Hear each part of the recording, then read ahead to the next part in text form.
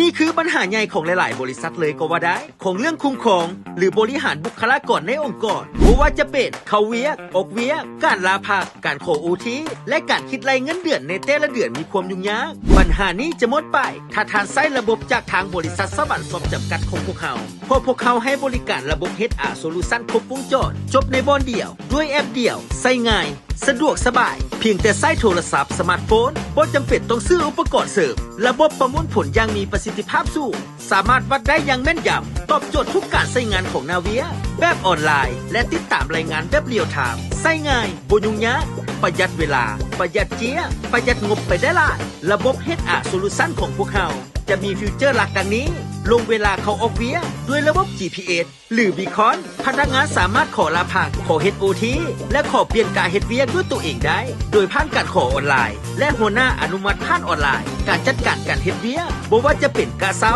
กะแลงหรือกะกลางคืนการคิดรายเงินเดือนคิดรายอากรคิดรายเงินสมทบอปสของพนักงานแบบออโต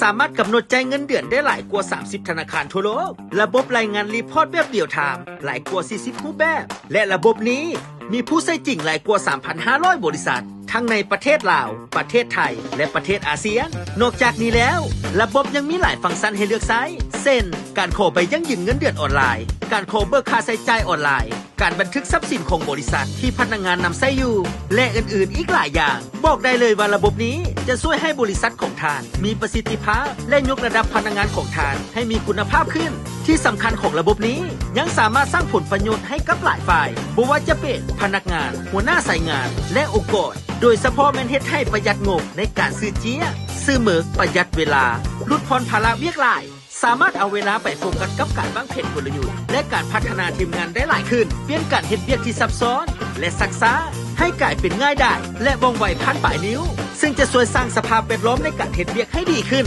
กับทุกคนในองค์กรและยังจะช่วยให้บริษัททานยกระดับระบบดิจิตอลและไปได้ไกลกว่าคู่แข่งแน่นอนที่สำคัญทดลองใช้ฟรี1เดือนถ้าท่านสนใจระบบ HR Solution สามารถติดต่อสอบถามหรือทักวอทแอปมาได้ตลอด24ชั่วโมงที่เบอร์02056588999และเบอร์02054668899สำนักงานของพวกเขาตั้งอยู่บ้านสร้างคูเมืองไซธานีนครหลวงเวียงจันทน์